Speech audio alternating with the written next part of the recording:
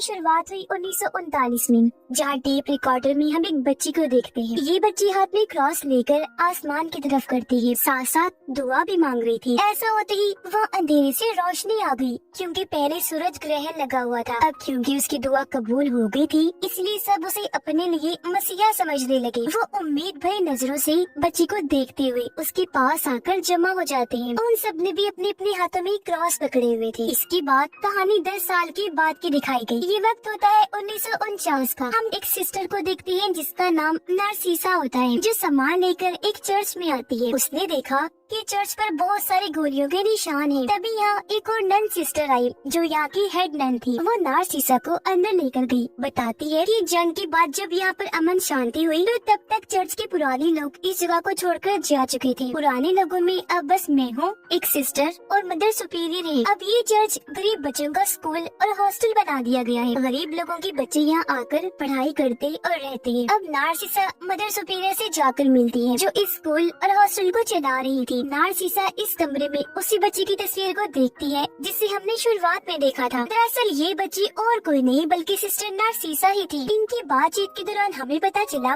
कि नारसीसा यहाँ बच्चों को पढ़ाने आई है, क्योंकि हाल ही में एक सिस्टर स्कूल छोड़ के चले गई थी, पर कोई भी नहीं जानता था कि वो अचानक कहाँ चली गई। अब नारसीसा को एक कमरा दिया गया, जहाँ वो अपना सामान रखने लगती है, पर उसका सूटकेस आगे नहीं जा रहा था। उसने जब चेक किया तो वहाँ एक बॉक्स पड़ा हुआ था, जिसे खोलने पर अंदर एक घर, एक सिस्टर की तस्वीर और एक कैंची थी। तस्वीर पर इस सिस्टर का नाम भी था, जो सुकोरो होता है। उसकी तस्वीर हाथ में लेकर नारसीसा सिस्टर सुकोरो का नाम लेती है। ऐसा होते ही सामने बड़ी कुर्सी हिलने लगी, जो एक आवाज के साथ नीचे गिर जाती है। तभी कोई बाहर का दरवाजा जोर जोर से पीटने लगता है। हालांकि नारसीसा दरवाजा खोलकर देखती भी है, पर वहाँ उसे कोई भी दिखाई नहीं देता। लेकिन हाँ, उसे अपने कमरे के सामने वाली दीवार पर एक निशान बना दिखता है, जो पहले नहीं था। पर वो इसे नजरअंदाज करके अपनी क्लास में आ जाती है बच्चों को पढ़ाने के लिए। वो सबसे पहले बच्चों को अपने बारे में बताकर ब्लैक बोर्ड पे अपना नाम लिखने लगती है। और अब जैसे नारसीसा ने अपना नाम लिखा, सभी बच्चे अजीब तरह से डरने लगे। मुँह ही मुँह में कुछ बोलने लगती है। एक बच्ची रोजा तो इतनी डर जाती है कि उसका टॉयलेट ही निकल जाता है। क्लास खत्म होने के बाद नारसीसा रोजा के पास आई, पूछती है कि जब मैंने ब्लैक बोर्ड पर अपना नाम लिखा था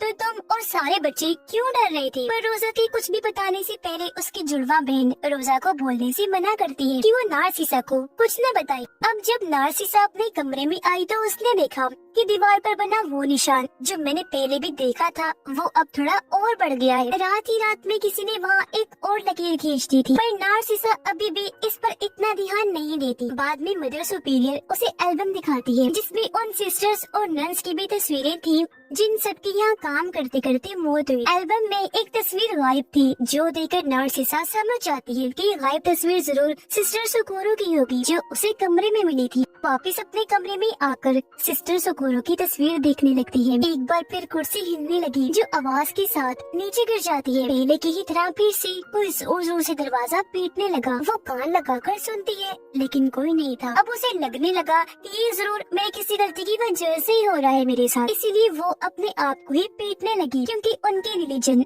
मजहब में ये माना जाता है कि अगर आप खुद को मारकर सजा देंगे तो ऐसे आपके किए हुए गुनाह धुल जाए। अब हम सभी बच्चियों को देखते हैं, जो साथ वाले कमरे में सो रही थी। एक बच्ची उठ जाती है, क्योंकि उसे वॉशरूम जाना था, इसीलिए वो रोजा को अपने साथ चलने का कहती है। अब हालांकि रोजा को बाहर से अजीब आवाजें आ रही थी, लेकिन वो फिर भी नजरअंदाज करके अपने दोस्त के साथ वॉशरूम में आ जाती है। पर यहाँ भी अजीब होने लगा। अचानक ही पानी वाला नल अपने आप ही खुल जाता है। पूरा बाटअप भर गया, पानी भी जोर जोर से हिलने लगता है। पर अचानक ही सारा पानी कहीं गायब हो गया। तब बाटअप में रोजा को किसी के कटे हुए बाल मिलते हैं। वो बालों को देख ही रही थी कि तभी यहाँ उसे किसी और के होने का भी एहसास होता है, जिस वजह से वो जोर से चिल्लाती है। चीख की आवाज सुनकर यहाँ हेड नन आ जाती है। अब जो बच्चियाँ अंदर सो रही थी, उनमें से भी एक बच्ची चीखने लगती है। वो बताती है कि नींद में ही किसी लड़की ने मेरे बालों को काट दिया है, क्योंकि वहाँ कैंची भी पड़ी थी और उसके बाल भी गायब थे। अब क्योंकि इस बच्ची के ही बाल रोजा को बाथरूम में मिले थे, तो सबको लगता है कि बाल रोजा ने ही काटे। हालांकि वो बेचारी रो रो कर मना भी करती है कि मैंने ऐसा कुछ नहीं किया, लेकिन कोई भी उसकी बात पे यकीन नहीं करता। हेड नन तो उसे काफी मारती भी है। अगली सुबह नार्सिसा जब क्लास में आई तो उसने देखा कि आज रोजा क्लास में नहीं है। उसे पता चला कि हेडमैन ने सजा के तौर पर उसे एक सेल में बंद कर दिया है। नार्सिसा जब उसके पास सेल में गई तो रोजा उसे बताती है कि हाँ, वो हरकत मैंने नहीं की थी। उस वक्त मैंने बाथरूम में किसी बच्ची की आत्मा को देखा था। वो सिर्फ मुझे ही नजर नहीं आई बल्कि आपके आने से पहले भी कई सारे लोगों को आत्माओं की आवाजें आई और वो दिखाई भी दी। और तो और हम सब बच्चों को दीवार पर वो निशान बना हुआ देखा था जैसा आपके कमरे के सामने बना हुआ था। हमने जब ये बात उस सिस्टर को बताई जिसकी जगह पर आप आई हो तो उसने तस्वीर का एक पैर बनाकर उस नामुकम्मल तस्वीर को पूरा कर दिया। ऐसा उन्होंने इसलिए किया ताकि वो हम सब बच्चियों को बता सके कि यहाँ कोई आत्मा नहीं है जबकि आत्मा यहाँ पर है। लेकिन जब उस सिस्टर ने तस्वीर को पूरा किया तो उसका नाम अपने आप ही ब्लैक बोर्ड पर लिखा गया, जिसके बाद वो गायब हो गई। किसी को भी नहीं पता कि वो कहाँ गई है, जिनकी जगह पर फिर बच्चों को पढ़ाने के लिए आप आई। आगे रोजा बताती है कि आप जब पहले दिन क्लास में आई थी, जब अपना नाम ब्लैक बोर्ड पर लिख रही थी तो यही वजह है कि सारे बच्चे डर रहे थे, क्योंकि एक बार अगर किसी का नाम ब्लैक बोर्ड पर लिखा गया तो इसका मतलब कि उसका मरना या गायब होना तय है। शाम के वक्त नार्सिसा जब वापस आई तो उसने देखा कि एक सिस्टर किचन में मोमो जैसी कोई डिश बना रही है। पूछने पर उस सिस्टर ने बताया कि ये कल सुबह का बच्चों का नाश्ता है। वो नार्सिसा को भी एक मोमो खाने को देती है ताकि वो बता सके कि इसका जायका कैसा है। नार्सिसा वो खा तो लेती है लेकिन उसका जायका काफी अजीब था और अब अचानक ही उसके मुंह से खून और वो चीज आने लगती है जो उसने खाई थी। पता चला कि वो मोमो नहीं बल्कि इंसानी आंखें हैं, जो देखकर नार्सिसा का दिल खराब हो जाता है। उसे बहुत बुरा लगा और अब वो जैसे सामने देखती है पता चला कि ये आंखें और किसी की नहीं बल्कि उस सिस्टर की थी, जो अब बिना आंखों के बहुत डरावनी लग रही थी। उसे ऐसी हालत में देखकर नार्सिसा बुरी तरह डर जाती है, जोर से चिल्लाने लगी। वो फिर भागकर एक कमरे में आ गई जहाँ कोई उसका गला और पूरा जिस्म दबाकर मारने की कोशिश करता है, क्योंकि उसका चेहरा कपड़े से ढका गया था और कपड़े भी तंग होते जा रहे थे। बुरी तरह नार्सिसा को नोचने लगा, जिसके साथ ही नार्सिसा की आंख खुल गई। उसे ये देखकर सुकून का सांस आया कि ये मेरा बस बुरा सपना ही था। पर अब आंखें खोलने पर उसने देखा कि वो निशान अब और बड़ा हो गया है, जो शुरू से उसे दिखाई दे रहा था। निशान में मरने वाले इंसान के अब 2 हाथ और एक पैर भी होता है और अब बस एक पैर ही बनना रह गया था, जिससे ये तस्वीर पूरी हो जाएगी। फिर इस चीज को फिर से नजरअंदाज करके नार्सिसा बच्चों को पढ़ाने के लिए आ जाती है, जहाँ एक बार फिर बच्चे हल्का हल्का बोलते हुए डरने लगते हैं। रोजा तो इतना डर गई कि फौरन उठकर वहाँ से भाग जाती है। तभी नार्सिसा देखती है कि अब ब्लैक बोर्ड पर रोजा का ही नाम लिखा हुआ है, पर वो यहाँ से सीधा रोजा के पास आई ताकि उसे संभाल सके। नार्सिसा उसे समझाने की कोशिश करती है कि देखो, घबराने की कोई जरूरत नहीं है, मैं तुम्हारे साथ हूँ। रोते हुए रोजा उसे बताती है कि एक बच्चे की आत्मा मुझे अब हर जगह दिखाई दे रही है। नार्सिसा को समझ नहीं आती कि वो क्या करे, तो वो रोजा का हाथ पकड़ के तस्वीर का आखिरी पैर बनाकर उस तस्वीर को पूरा कर देती है ताकि पहले वाली सिस्टर की ही तरह उसे बता सके कि यहाँ कोई आत्मा नहीं है। पर अचानक रोजा फिर से डर गई। नार्सिसा को कहती है कि तुम्हारे पीछे कोई है, पर अब वो बच्चे की आत्मा नहीं बल्कि डरावनी औरत है। जैसे नार्सिसा उसे देखने के लिए मुड़ी, वहाँ पर कोई भी नहीं था, पर अब वापस देखने पर रोजा गायब हो जाती है। नार्सिसा काफी घबरा गई। वो और रोजा की जुड़वा बहन हर जगह उसे ढूंढती है लेकिन वो कहीं भी नहीं मिली। घबराहट में नार्सिसा हेडमैन को भी बता देती है कि रोजा गायब हो गई है, और वो तो नार्सिसा को ही डांटने लगती है। वो उस पर काफी भड़की ये स्कूल छोड़ जाने को कहती है। ऐसा लग रहा था जैसे हेडमैन ये नहीं चाहती कि यहाँ जो कुछ भी हो रहा है नार्सिसा उसके बारे में पता लगवाए। पर नार्सिसा रोजा को ढूंढते हुए अब एक छोटे से कमरे में आ गई, पर वो यहाँ से बाहर जा ही नहीं पाती क्योंकि दरवाजा बंद करके कोई उसे यहाँ कैद कर देता है। तभी उसे सामने कई सारी आंखें दिखाई देने लगती हैं और पीछे से ढेर सारे हाथ आकर नार्सिसा को पकड़ लेते हैं, उसे डराने और मारने की कोशिश करती हैं।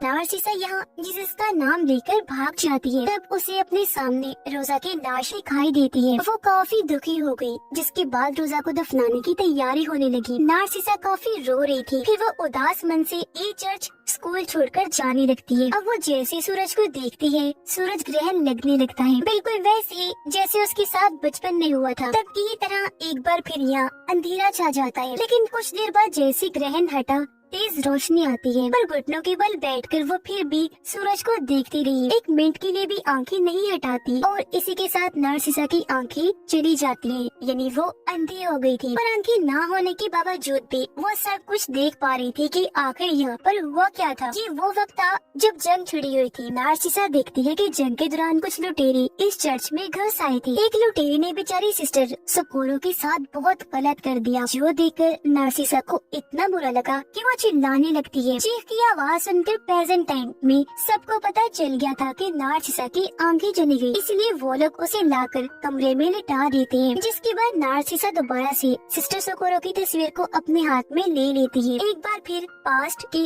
उस वक्त से जुड़ जाती है। देखने लग गई कि सोकोरो के साथ जब लुटेरे ने गलत किया था उसके बाद क्या हुआ था। नार्सिसा देखती है कि उस हादसे के बाद सिस्टर सोकोरो की बेटी पैदा हो गई, पर चर्च की इज्जत न चली जाए इसलिए मदर सुपीरियर सोकोरो की बेटी को चर्च के अंदर ही पालती है, कभी उसे बाहर जाने नहीं देते। अपनी यादों में नार्सिसा ये सब देख ही रही थी कि तभी प्रेजेंट टाइम में सोकोरो की आत्मा उसके सामने आ जाती है। अब तक नार्सिसा को भी पता चल गया था कि सिस्टर सोकोरो के साथ पास्ट में कितनी ज्यादती हुई है, इसीलिए वो उस पर तरस खाकर सिस्टर सोकोरो का हाथ थाम लेती है। हाथ की पकड़ते ही नार्सिसा सोकोरो के साथ पास्ट में आ गई, जहाँ उसने देखा कि सोकोरो की बेटी बड़ी हो गई है। अब एक दिन उस बच्ची को तेज बुखार हो गया, लेकिन मदर सुपीरियर, हेड नन और दूसरी सिस्टर उसे डॉक्टर के पास नहीं लेकर जाती। उनकी सोच थी कि अगर वो चर्च से बाहर गई तो सबको पता चल जाएगा कि ये बच्ची सिस्टर सोकोरो और उस लुटेरे की है, तो चर्च की काफी बदनामी होगी। तो इसीलिए वो लोग सोकोरो को एक कमरे में बंद करके उसकी बच्ची का बुखार